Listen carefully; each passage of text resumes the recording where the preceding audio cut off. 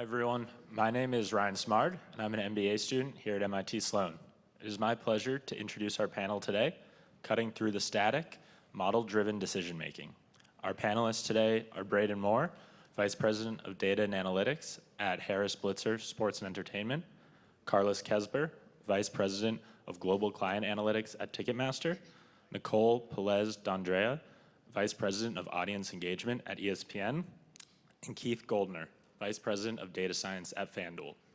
Our panel will be moderated by Katie Hodel from Kraft Analytics Group. The panel will run for 40 minutes, and there'll be 5 minutes of Q&A at the end. Please submit all questions via the Cadence app. And with that, I'll hand it over to you, Katie. Thanks, Ryan. Welcome, everyone, to day 2. Thanks for coming out bright and early on a Saturday morning. We're excited to kick off, as Ryan said, cutting through the static, model-driven decision-making. So we'll run through a number of topics this morning, including creating and structuring data science teams, developing, testing, deploying predictive models, as well as insights and implications using those models. So let's jump in. Without further ado, I wanted to start with everyone quickly. We've got such a kind of great mix up here, breadth and depth across the industry. If you guys can kind of introduce yourselves, start with a rundown of your current role, as well as your past experiences and how that's prepared you for your work in data science and analytics today. And Keith will kick off. Sure. So I'm Keith. I'm the Vice President of Data Science at FanDuel. I run the sports modeling and innovation team. So our team is responsible for building predictive models to help set the betting lines. My background, actually, I have a lot of ties in with this conference. Coming out of school, I came to this conference and met somebody else and helped start a company called Numberfire. So it was essentially founded at this conference. Helped grow Numberfire, which was sports analytics to help people with fantasy sports. We were acquired by FanDuel in 2015. During that process, I also, through this conference, made a connection and ended up consulting for an NBA front office for about a decade, helping with draft work, that sort of stuff. And then when sports betting got turned on at FanDuel, it was a pretty natural transition. We had built a lot of predictive models around player performance and team and game performance, and have built out the team since then. So that's me. Awesome.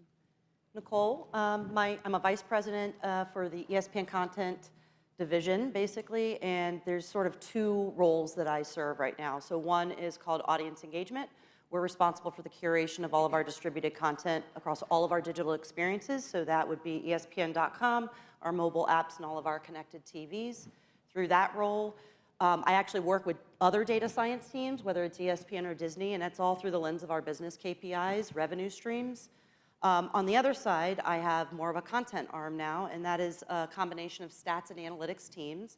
And so through that role, we're actually responsible for acquiring, pulling together, aggregating, validating, and modeling data. Similar to Keith, right? We're going to create metrics to help sort of tell more stories around what's happening on the field, along with predictive models as well. I started my career with a stats and information group, so to some degree, where I started at ESPN has now sort of come full circle in more of a leadership role. I can't say that I ever predicted I was ever going to be in this, so I was a little bit more of an entrepreneurial spirit, if you will, and went along for the ride, and it's been great this whole time. Carlos Kesbers. I oversee our global client analytics group at Ticketmaster, or Live Analytics, as it's better known in the industry. We work directly with our clients, big and small, from the largest leagues to the smallest clubs, to leverage data and make better decisions across sales, sponsorships, advertising, marketing, hospitality, all of those things. My career actually started in inside sales with the Phoenix Mercury back in 2005. My first thing that I ever did was I worked a sales table with Diana Taurasi at a Chicago Cubs spring training game. It was pretty incredible. So to see her retire made me feel really old for how that's been. But I bring that up because I think that's actually what's ironically prepared me to be in this kind of data science world of not having the data science background. Then bringing kind of the storytelling and thought process to how stats and actionable insights are going to be delivered to the various areas and everything has been great. So yeah, for the past 10 years, I've been in the world of analytics and data on the sports and live entertainment side, and I've loved every bit of it. And I'm Braden Moore, Vice President of Data and Analytics for Harris Blitzer Sports and Entertainment. I run the business analytics groups for the Sixers, the Devils, and the Washington Commanders as well. Been there a little over 10 years on Sixers Devils and getting my feet wet right now on the Commander side. In a previous life, I worked in quantitative risk management for the Federal Reserve, and I realized I was just sick of reading the Wall Street Journal and would rather read Sports Business Journal. So I went and got my MBA at Duke and parlayed that to the job with the Sixers and been there since. Thanks. So as you guys heard, many different paths, many different focuses here today on data and analytics from our panelists. And Carlos, maybe we start with you on this question. When we say data science or predictive modeling, like, what does that mean? And within that, what are some of the most areas that are ripe for innovation today? Great question. I would answer with genuinely saying I don't know. Data science, I think, has a definition that is so wide, it's really hard to define.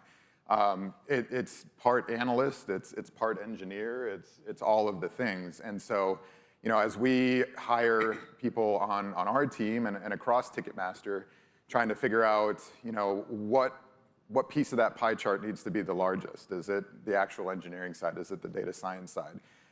So, being able to bring all of that together has been the most important thing. From an innovation side of things, I think our challenge and opportunity, I think, is finding the balance between people and software and innovation. So how many people, hands on keyboards, do we need? How many strategic partnerships do we need to have with some of the greatest technologies that are out there that we can then leverage? And making sure that they're all working together in the right way. So parlaying that a little bit, and Braden, maybe I'll pose this to you. How do you think about structuring a data science team, right? There's a little bit of kind of different roles, but what are some of the, how do you think about structuring it and some of the biggest challenges in that? Yeah, I mean, I think you go back to what Carlos was saying about the pie chart and figuring out how to cover everything. There's certainly a lot there of making sure from a skill set perspective that we have everything covered, but then there's a lot of the relationship management and data stewardship and being a champion and bringing it through and instilling it within the culture there. So when I look across all of the different revenue verticals and team verticals, I think a lot about the 80-20 rule, where we're going to get 80% of our value out of the first 20% of the effort, and trying to make sure that the skill set is there, and then also setting it up with people who are really hungry, really curious, really resilient as they go through and think how to build out their data products and champion it through the system, because it doesn't matter how cool, accurate, nice of a model we make if we don't do the job of getting it over the finish line and getting it actually utilized and leveraged and getting stakeholders to communicate back, ask questions, and allow us to iterate. It's not worth much of anything. Keith, what about from your perspective, creating a data science team, maybe from a startup at Numberfire to FanDuel today? Kind of what does that look like? How has that evolved or changed? Yeah, it's a good question. So in general, your team's only going to be as successful as your people. You want to have the smartest, best, most dedicated, involved people, whether you're at a startup or a big company. I'm very fortunate to have worked with and continue to work with really smart people. The biggest difference, I would say, is when you're in a startup environment, you have to wear a lot of hats. So if you're a data scientist, you might also be doing business development. You might also be doing data engineering. You might also be doing front-end engineering. So having somebody who has a plethora of skills, I think, is much more valuable in a startup environment. And the other thing is, it's always valuable to be scrappy in general, to be self-motivated. But in a startup, you really need to be able to do the nitty-gritty, because everything that you do has an immediate impact on how the company is going to evolve and succeed. At a larger company, when you have a more established team, you can be pickier about finding specialists. You can be pickier about finding people who are particularly good at one thing, as you were both talking about, filling the different roles that you need. That's a lot more challenging at a startup. But so at FanDuel, we have, it's much more reasonable for me to find somebody who just loves baseball and wants to work on baseball. Whereas at Numberfire, when we're working across sports and we have a very small team, it's more valuable to have people who are willing and subject matter experts across a bunch of different sports. That makes sense. Nicole, what about from your perspective on this? Obviously, two teams that you kind of are overseeing now, but going all the way back to starting Sports Information Group and how that's evolved. Yeah, so I mean, first of all, as big as ESPN is, the analytics team is still very, very small. So I think a lot of the things that have already been said hold true.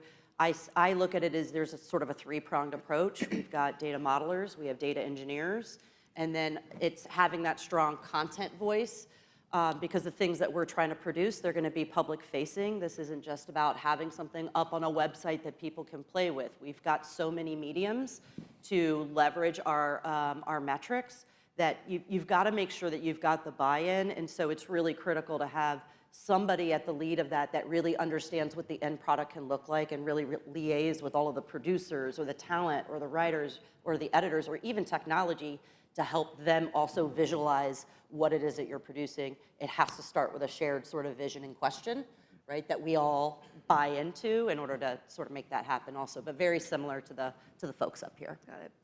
You guys have mentioned a mix of skill sets, roles. I'm sure there's a lot of students here in the room as well as practitioners that are living and breathing this. And Carlos, maybe you start with this one. What do you specifically look for in the hiring process? Does that differ if it's a data engineer, a data scientist, or someone that's going to be a little bit more business stakeholder engaging, or is it kind of common across the team?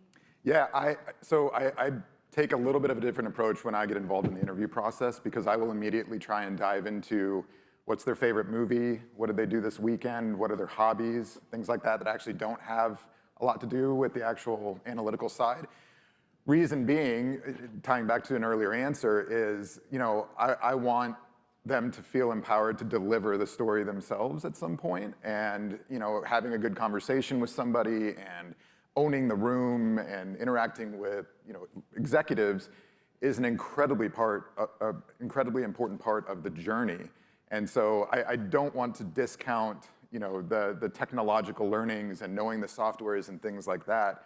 There are tools and resources to help teach that and elevate that. There are not a lot of tools and resources aside from public speaking and practicing and things like that. That's harder to teach, I think, in my opinion. So if we can find that and then coach and mentor and leverage some of their skill sets they already have, we're probably setting up for some good success. I do the exact same thing. In interviews, I always ask, what's the last thing you got extremely passionate about? And I think some of the best answers I've gotten was about a TV show, about real estate, or anything like that. Because yeah, I have a really good sense of what I can teach. Once you've hit table stakes on the skill sets, like great, I know Python. I don't need you to know Python and R and Tableau and Power BI and all those things. That once you've kind of hit that threshold, like I need to figure out, do you have those, instead of skills, the personal attributes that I can't necessarily teach? Yeah, I think when you talk about table stakes, there is especially in a data science analytics role, there's a base level of technical expertise that you need to have. And then above that, the more expertise you have, it's a huge plus, but what we're really looking for in those roles is problem solving. Are you asking the right questions? Are you thinking about edge cases? Are you thinking about how it's going to be delivered to stakeholders, or are you just solely focused on what you're doing? And trying to tease that out in an interview process is what we try to do. It's a very challenging thing to do, especially in a condensed timeline, but yeah, we want to get a holistic picture of how you problem solve. Braden said passion, and I have to admit that that's actually a very challenging intersection to find at ESPN, a true passion for sports and the technical skill set. It's like finding a needle in a haystack sometimes. So if those are things that you're interested in, hello.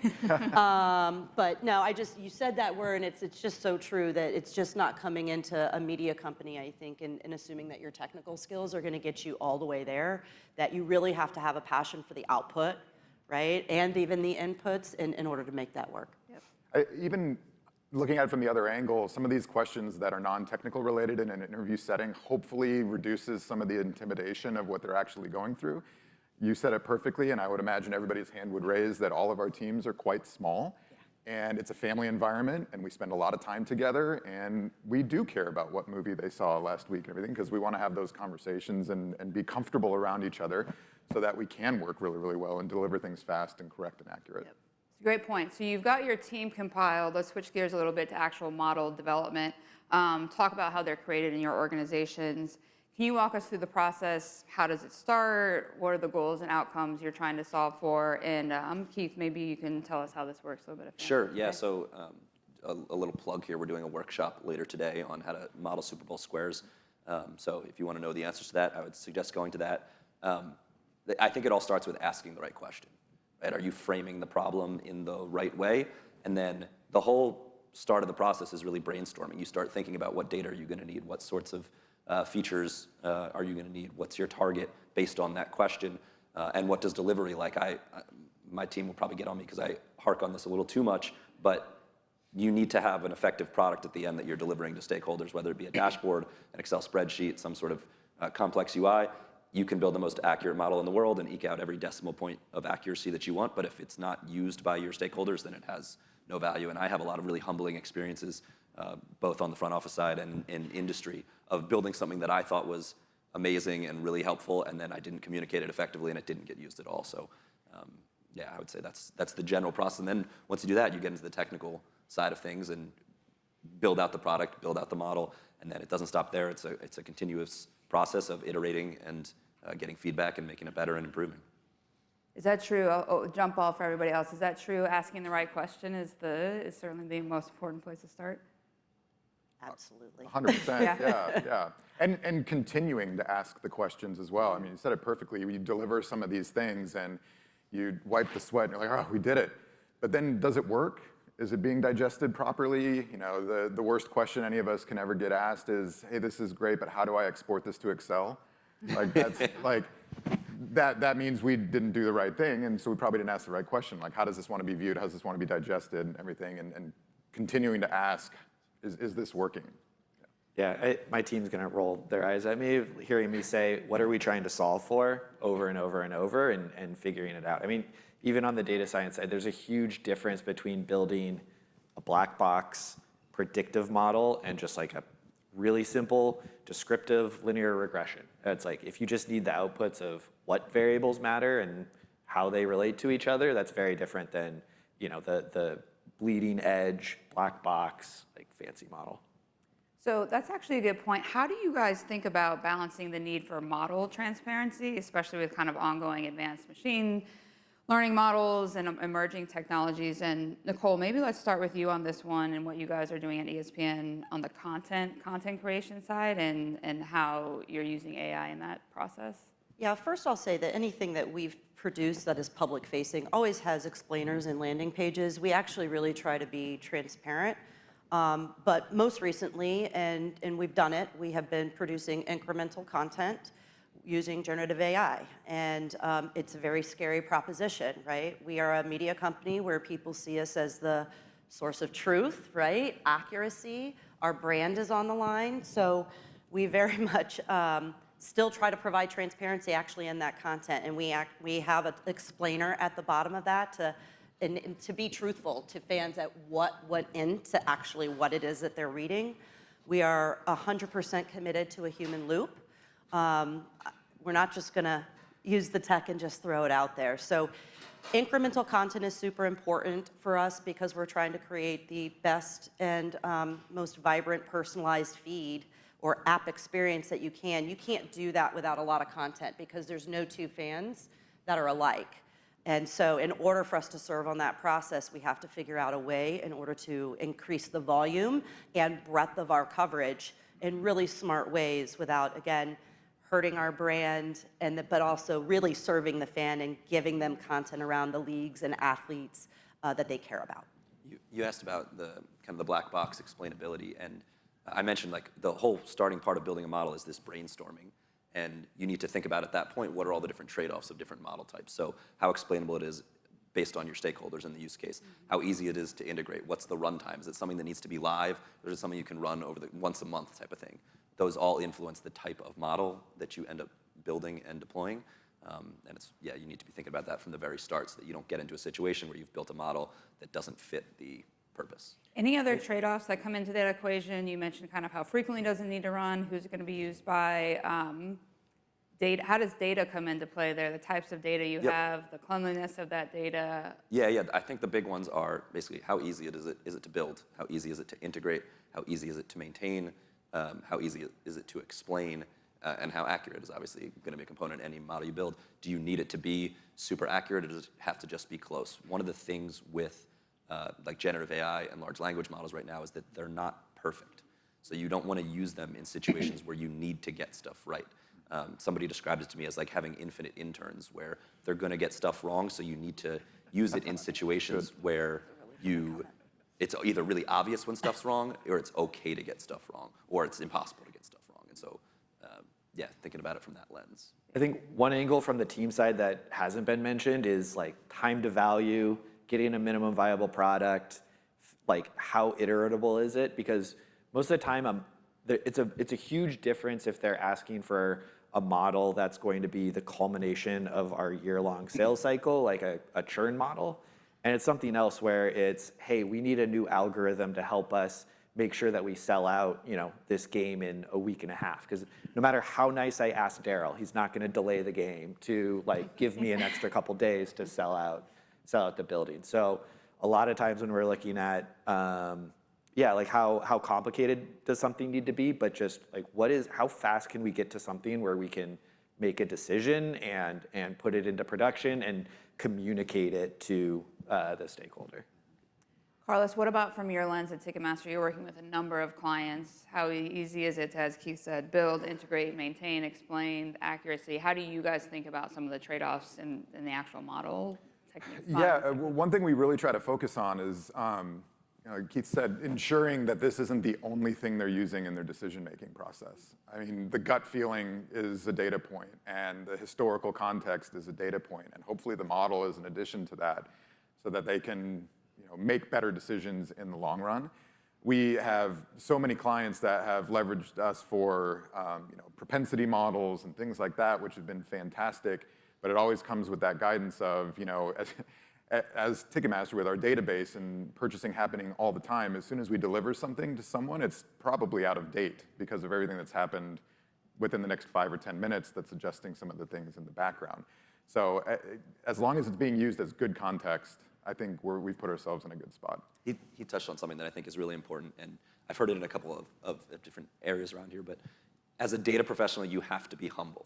You are around subject matter expertise, and at FanDuel in particular, like we're playing against the market. We know there are people smarter than us out there, and you can't just say, here, I built a perfect model, this is right. You need to be humble and take everything into consideration. They're all informed data points. We sit really closely with the traders who are subject matter experts, and if they tell us something doesn't feel right, and you say, no, the numbers are good, then you're probably not doing a great job. You have to trust. It's just like working in front office. They're there for a reason, and they have that subject matter expertise. I think there's also something interesting too with just the symbiotic relationship within sports where we're all different verticals, but I work very closely with Carlos's team on stuff where the size of the Ticketmaster database can help us get scale when we don't necessarily have as much data. I know the other, like FanDuel and ESPN, the other data that's available publicly are good proxies for different like team demand, influence, how popular is a certain opponent going to be and stuff like that. So yeah, being able to leverage each other's data is interesting too.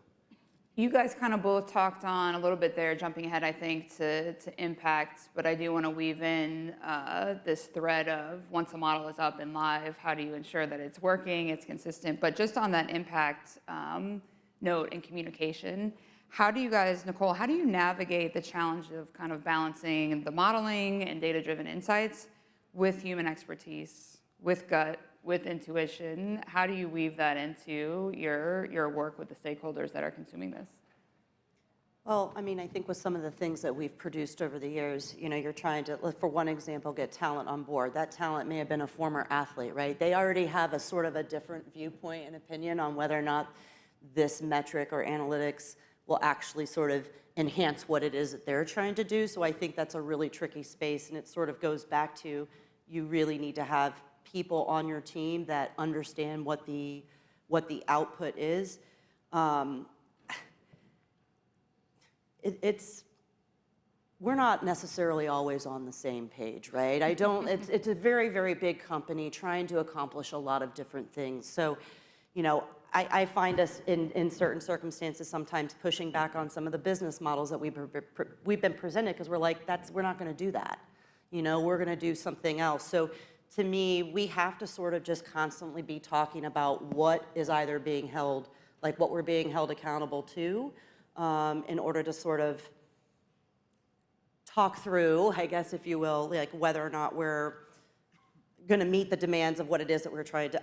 It's a tricky spot in our spot. It's a tricky spot in our company because again, with the content piece, we put everything out in the public. It really has to be sort of pristine. It has to be serving an audience that we know is going to be there.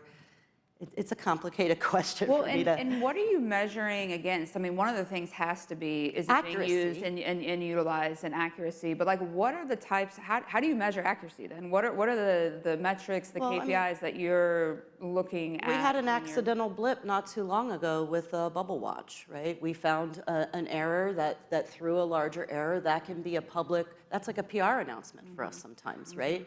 So again, accuracy is definitely important because that's our brand on the line, and it's a fan-facing product, which is a little bit different than how things are being utilized behind the scene. It's if those things aren't right, if they're not showing up right, if they don't make sense, do they pass a sniff test? There are various places where our teams are getting together to talk about things that we're doing, and I mean, the error that I'm mentioning was sniffed out by a different person on my team, to be honest. So you sort of have to crowdsource a lot of folks who are invested, going back to a shared purpose. But it's not like this hard and fast like process that we have, except for with exception of within the small team that's producing and maintaining all of these things. External to that, it's so big and there's so many layers to what we do. You almost wind up sometimes chasing like sort of feedback, if you will. I think sometimes you have to be careful about accuracy being the holy grail too. Yeah. In most lines of work, it is really hard to tell how good your models are. At FanDuel, it's a double-edged sword, right? We get instant feedback. If we put out a good model, like we're going to make money on that model. If we put out a bad model, we're going to lose money on that. We get that instant feedback, but in working with an NBA front office, again, I did work for a team around the draft. Okay, I had a decade of drafts.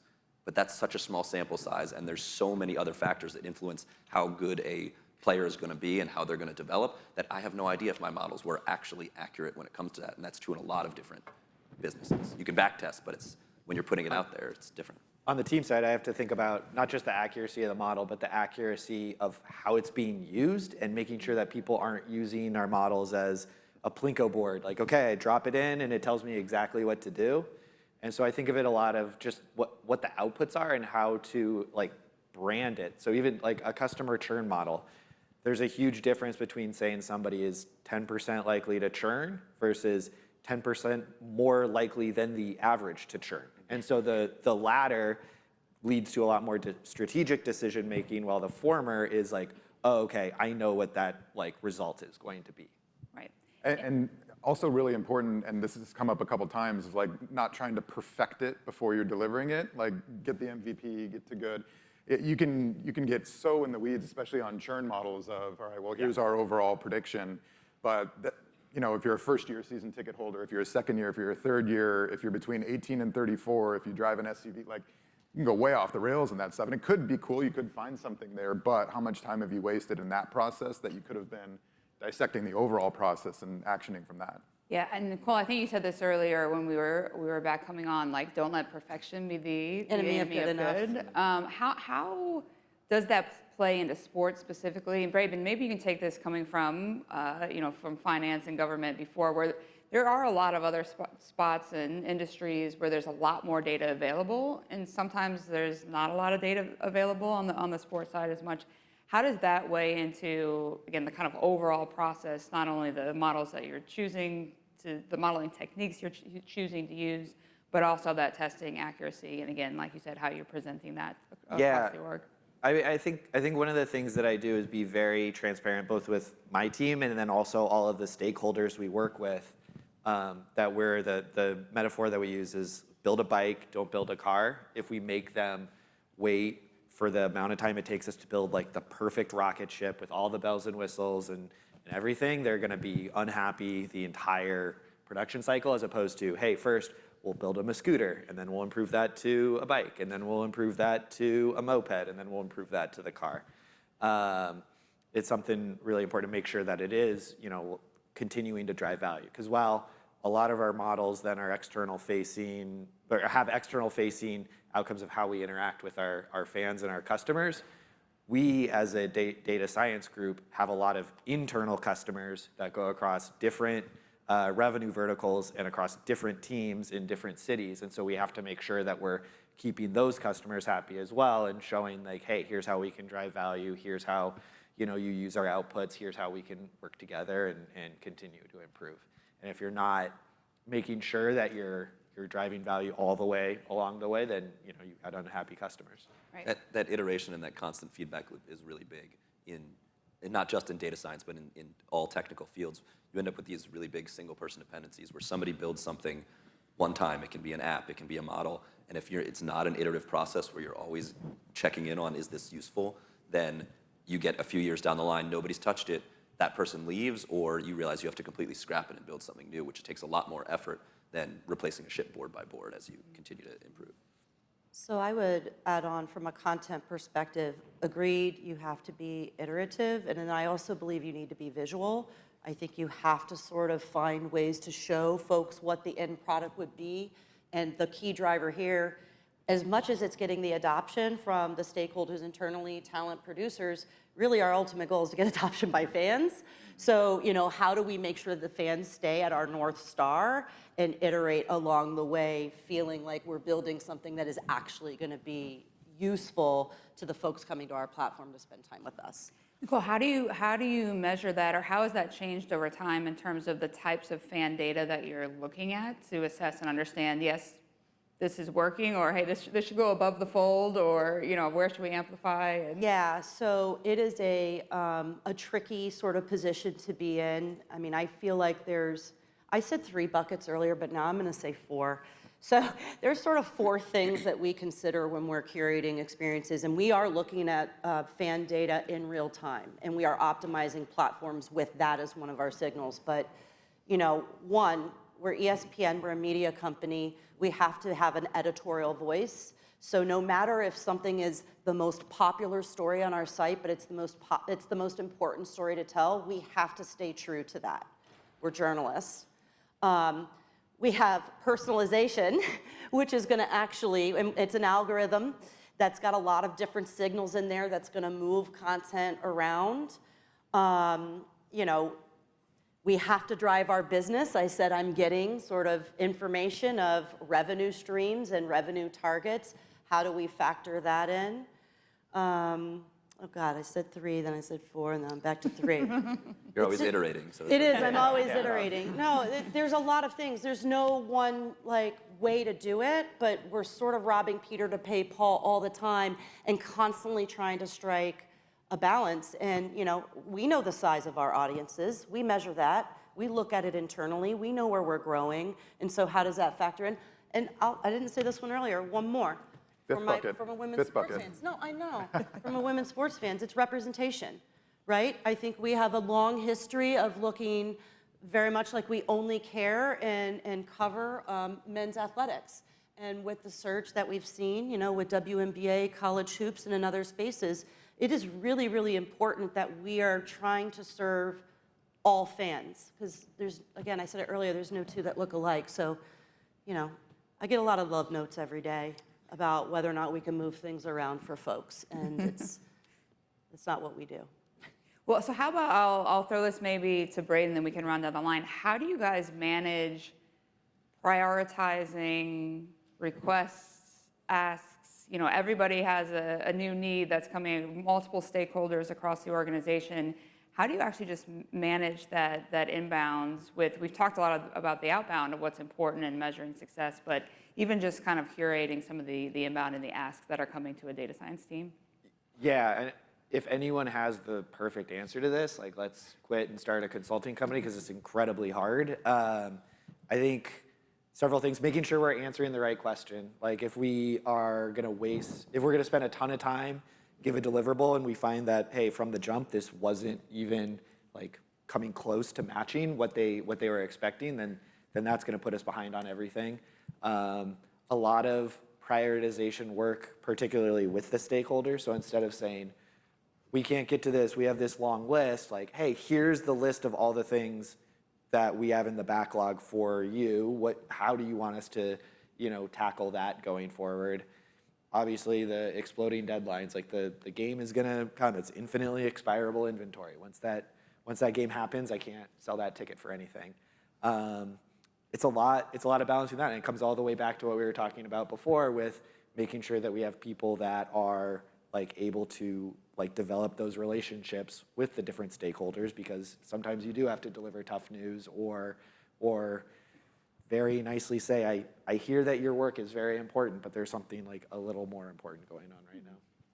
It's a really hard balancing act because at the end of the day, especially on our side and with our team, we have revenue goals, we have KPIs, we have OKRs. And so you have to make the really tough decisions sometimes of, let's pause on this, let's push the gas down on this a little bit, because at the end of the day, we have some goals that we have to accomplish. And I say balancing act because I also think it's really, really important that we can loop in passion projects a little bit and keep people interested. And this probably won't go to a client, but maybe this will help us internally, and it's a cool thing to look into. So let's spend some time on that. But we have an internal submission form, and I'm going to steal now. My team's going to roll their eyes, but when you submit something internally, there's a checkbox on there that says, is this helping to accomplish an OKR? And makes you think a little bit as you submit some of that stuff. So it's tough, and you got to balance it. Keith, what about from your side today, kind of prioritizing? Yeah, I don't know that I have anything novel that they didn't say, but like obviously commercial goals are extremely important. Yeah. If we have something that's NFL, NBA driven, it's bigger than something that's NHL driven, just in its current form. The time sensitivity of it, if you're around certain tentpole events, like that's really important. And then what's the effort going into it? We kind of do 3 levels of projects with the traders. One are like the big global models that we build, then we have dashboards and tools that we build, and then we have ad hoc requests where they might come to us and say, what's the probability Steph Curry makes 10 threes? And balancing those against one another is really looking at the commercial impact versus how much effort we have to put in. One last question here, and then we'll take some questions from the audience.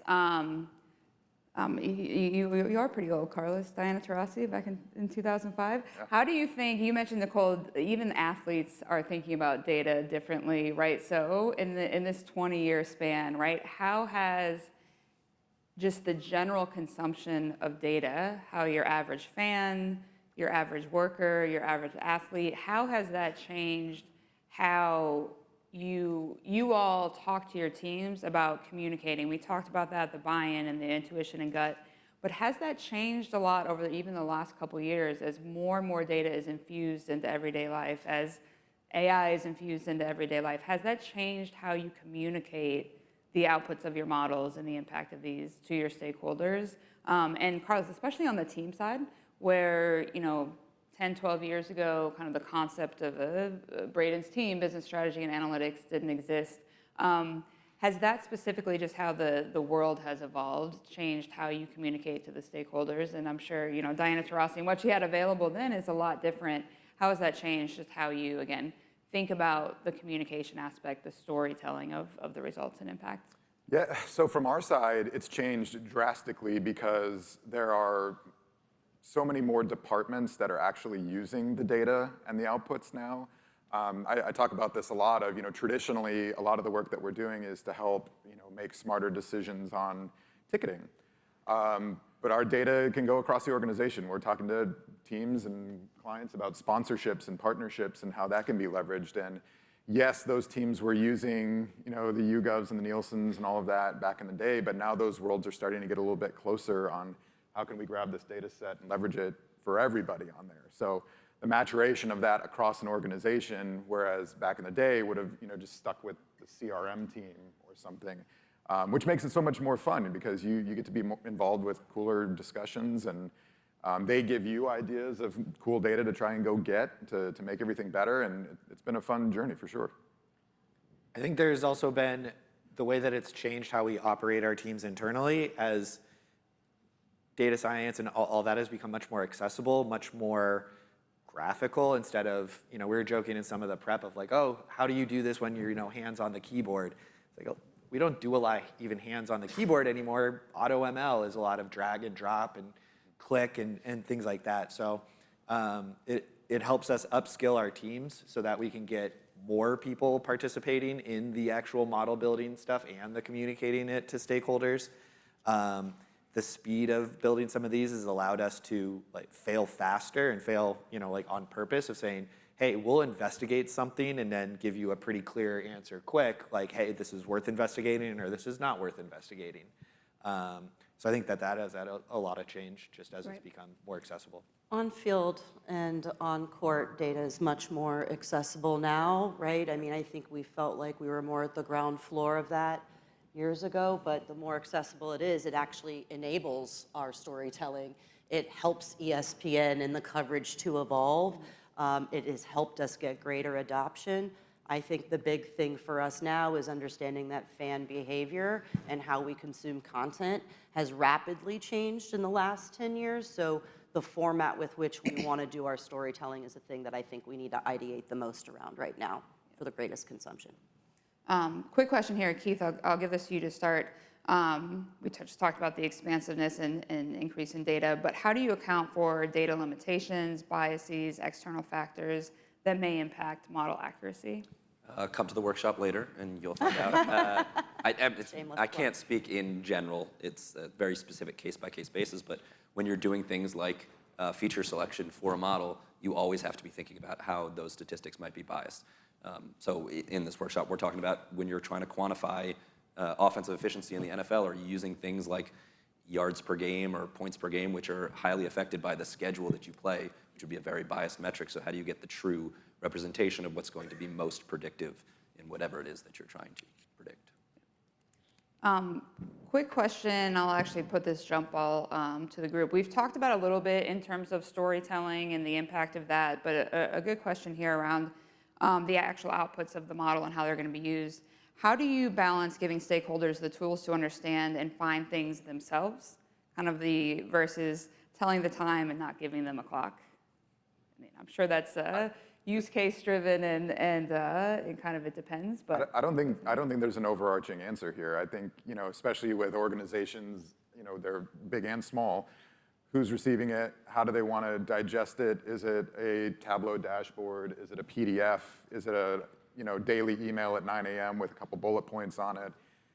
It depends, and it's ever changing too. You said this earlier. You want to get the stakeholder involved as early as possible. Make a prototype.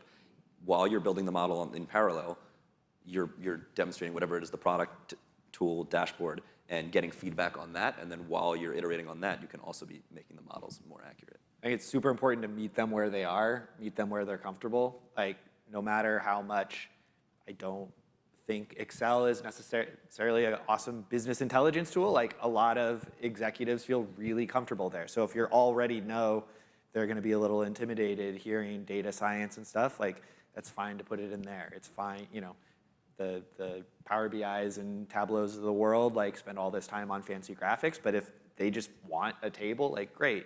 If that like there's going to be friction logging into multiple places, how do you embed it all into one? If you know that they're never going to remember their computer password, great. The PDF export is the way. If that's the way to get them to consume it, then you do that, because on all this stuff, you're hoping that it just starts to be a snowball. And there's going to be some project out there that's going to get that snowball rolling and growing. And it's just important to meet them there and work with them and not feel like you're pushing down how they need to do their job. Another quick question here. We talked earlier about how you build a data science team, specifically what you look for in hiring, but what is the most important thing, what's the most important piece of advice that you would give to anyone that's looking to break into the industry? Keith, we'll start with you and just run this down to everybody. Yeah, so I think it's a tough one because the people who are available to do projects on their own are privileged, and we obviously have some biases in our industry about the lack of diversity. Generally, though, whenever you're watching sports and or listening or talking about sports, and you think, why did somebody do that, or why didn't they do that? That's an opportunity to do some sort of a research, data-oriented project. And at least when I'm looking to hire people, I want to see that interest. That's more important to me at the top of a resume, some project that somebody did, than a banking job type of thing. And then the other thing that I will say is, like, networking in any industry is super important. It's really daunting, but the worst that can happen when you reach out to somebody is that they ignore you or they say no, and then you're in the same place that you are now. The way that I got one of my first internships was I sent emails out to like 30 teams saying I'm willing to work hard for some sort of summer internship. I got 9 responses back that were no's, and 1 was a maybe, and that 1 maybe turned into an internship that I can then put on my resume and helps me with building my career. So the more opportunities for serendipity that you create, the more chances there are that you'll actually find something along those lines. Piggybacking, absolutely, curiosity is probably one of the things I look for the most. And then I would then also just toss out that have an entrepreneurial spirit about how you can apply your skills. There are, I mean, just sitting up here, there's like a variety of different ways where you can take your passion for data science and apply it to something really exciting for a career. And you've got to be sort of open to that. I think if you're already falling in love with what it is that you want to do, you're missing out on a lot of things that may come your way through the networking and things like that. I think at the baseline of all of this is the softwares and the technologies. So my advice would be to specialize in something, but be open and nimble to learning about the rest. You know, you don't want to be a Tableau superstar and then find your dream job and they're a Power BI shop, which bad example, but because it's transferable and everything like that. But just be familiar with all that stuff that's out there, and you know, on your resume on the general skills thing, if you can list as many things as possible that you at least have some mild familiarity with, it's going to serve you great. All right, after getting my answer stolen 3 times in a row here, I think the most sort of like functional, useful advice that I got that I thought was really cynical at the time, but I found really helped me in breaking through was that no one was going to hire me as a favor to me. They were going to hire me as a favor to themselves. So if I was able to articulate what I can do for them, then it just opens the door to that. And that, like, I remember breaking through that here at Sloan in probably 2012, that I talked to someone from a team. I said, hey, spent the last 3 years at the Federal Reserve, quantitative risk management, valuing assets. And you know, I understand an asset is an asset is an asset, whether it's a stock, a bond, a ticket, a fan, a sponsorship. I want to use this same skill set to apply it to the problems in your business. And that was like right away. They're like, oh, that's awesome. Let's, you know, exchange emails and blah, blah, blah, blah, blah. That person never offered me a job, but that was the person when I saw a job posting at the Sixers and I reached out and I said, what do you think about this role? What do you think about this team? They said, oh, I love them. Let me make an intro to you, for you. And that was how I was able to break. The hardest part in the hiring process is getting through the resume stack. Yeah. And that's why networking and that sort of stuff is so important, is because it gives you an opportunity to get to the next stage and show that you have the skill set to perform successfully and help in that job. Great across all. One last quick hit. I'm going to throw a curveball to these guys. Braden, we'll start with you and come this way. Buy, sell, hold. Sloan Sports Analytics Conference, 5 years from now, there will be a data science predictive analytics panel on youth sports. Buy. I think with the rise of smartphones and everything, I think the image technology will be there. I think the biggest part of it is going to be more on the ethical side of it, and you know, if anything that you're doing for your kid, how are you managing the data that you're accidentally capturing with all of the other youth? Yeah, I'll say hold, and I'm saying that as a parent of child athletes. You know, do we really actually want that in the ecosystem? The answer is probably yes, for the greater good of performance and all of that, but the ethical balance of, you know, let the kids be kids, let them play, we'll work on this is going to be a really challenging thing to face. I'm also on the hold for a variety, very similar reasons. But personally, I actually think when it comes to youth sports that there's sport-adjacent types of products and things that I think we could be building that could actually enhance and help youth athletics that doesn't have to necessarily be about sports data specifically. So I sort of look at it from a different kind of point of view because I am a parent and I share some of your concerns. Yeah, I would say I'm selling as a panel, but buying as a topic in the hallways. Love it. Well, thank you guys for attending today. Thanks again to our panelists for your perspectives and insights.